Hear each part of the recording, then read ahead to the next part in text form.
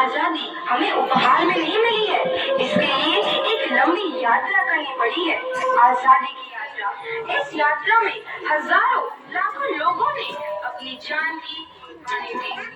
1919 जलियांवाला बाग। आज हमारी बैसाखी का दिन है, लेकिन पूरा पंजाब बैसाखी नहीं मनाएगा। हम सब बैसाखी नहीं मनाएंगे।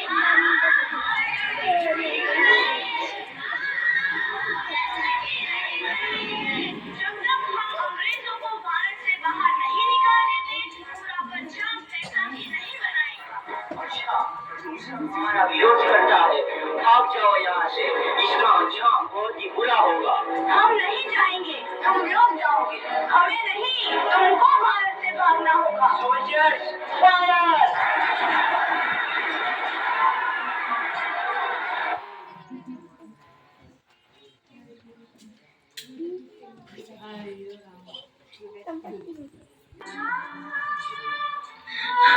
ये जमीन हमारी, ये धरती हमारी, ये खेत हमारे।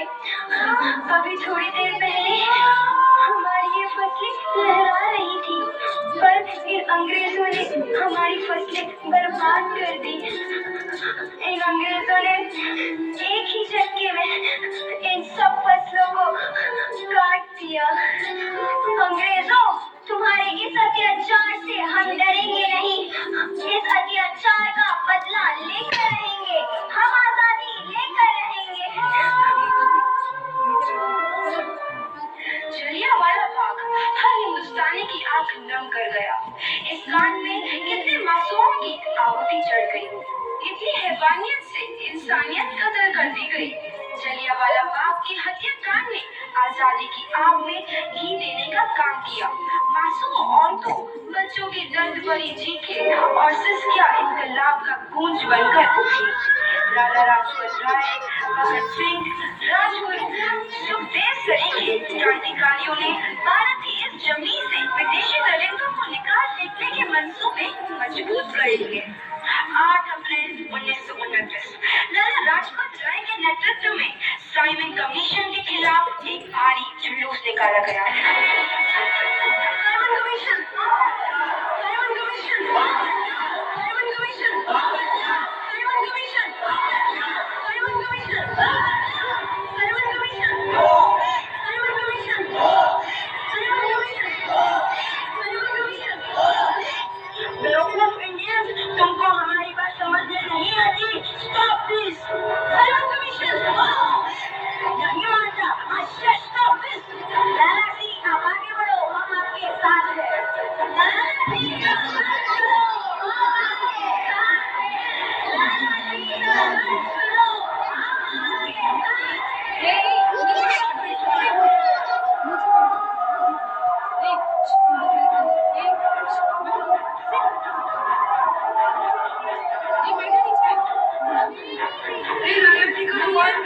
लगी है, उनका सर फट गया है। मेरे शरीर में लगी एक लाठी अंग्रेजी सरकार के कफन में कील का काम करेगी। ये आजादी की लड़ाई रुकनी नहीं चाहिए। ये जिम्मेदारी आज तुम सबको सौंप कर जा रहा हूँ।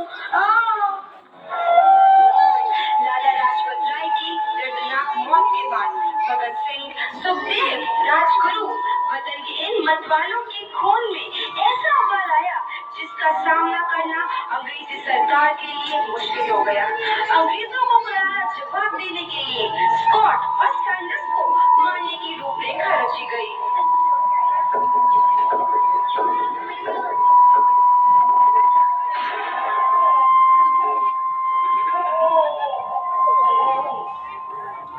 सैंडर्स मारा गया।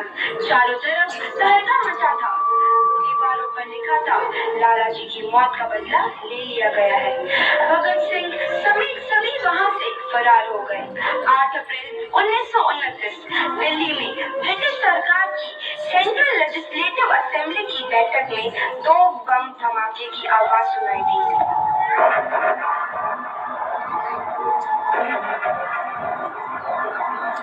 धमाकों ने अंग्रेजी हुकूमत को हिला कर रख दिया।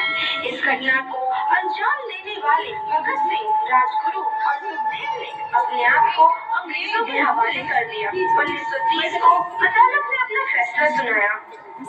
मुलजिम भगत सिंह, मुलजिम राजगुरु, मुलजिम सुखदेव। दफा 121 और दफा 302 के तहत ये अदालत तीनों को मुजरिम करार देती है और इस गुस्ताखी के लिए ये अदालत इन तीनों को सजाए मौत की सजा सुनाती है। सरफरोशी की तमन्ना अब हमारे दिल में है, देखना है इतना बाजुए कातिल में।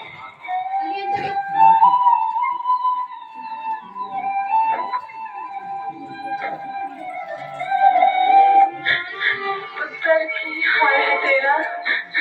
मैं चंगा हूँ माँ, फिक्र करने की कोई गल नहीं। पुत्र, मेरा दिल तेरी तरह पत्थर दिल नहीं होगा। तेरी ये गल्ला सुन के मेरा कलेजा फटे जा रहा है। माँ, मेरा दिल कोई पत्थर जैसा नहीं है, एक वतन परस्त का दिल है जो मेरे देश प्रेम के जज्बे को ताकत देता है। बेटा, मेरा लाल। माँ, आज मेरी तपस्या पूरी होने जा रही है। जे तू रोई तो मैंने तकलीफ हुई। सोच, तेरा पुत्र आज शादी करने वास्ते जा रहा है। फर्क केवल इतना है, वो घोड़ी पर नहीं फांसी पर चढ़ने वास्ते जा रहा है। आज तो क्रांतिकारी की माँ है, कल तो एक शहीद की माँ होगी। माँ, पुत्र, अगर तू इतनी छोटी उम्र में हम सबको छोड़ के चला जाएगा, तूने जिंदगी में देखा ही क्या है पुत्र? मैंने अपनी माँ देखी है, जिसने मुझे एक ही बात बताई है कि बेटे, अपने देश के लिए एक बार मरना 100 बार जन्म लेने के बराबर होता है। अच्छा माँ, अब आशीर्वाद दे, आखिरी बार विदाई लेने का समय आ गया है। अगर मेरे लाल,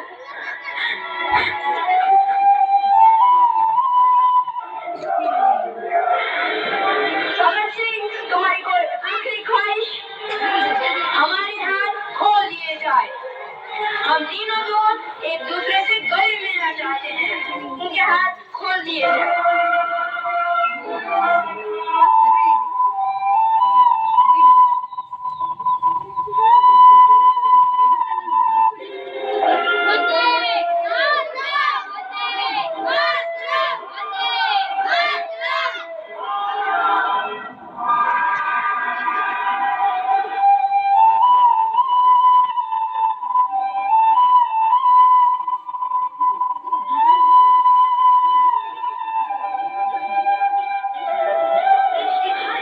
जवान के मन में आजादी की नई उमंग हिलोरे लेने लगी।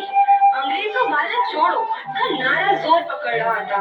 सबने एक आजाद भारत का सपना देखना आरंभ कर दिया था।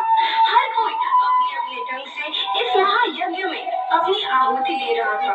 सुभाष चंद्र बोस, रानी लक्ष्मीबाई, तात्या टोपे और मंगल पांडे जैसे शहीदों की कुर्बानी 15 अगस्त 1947 को भारत आजाद हुआ।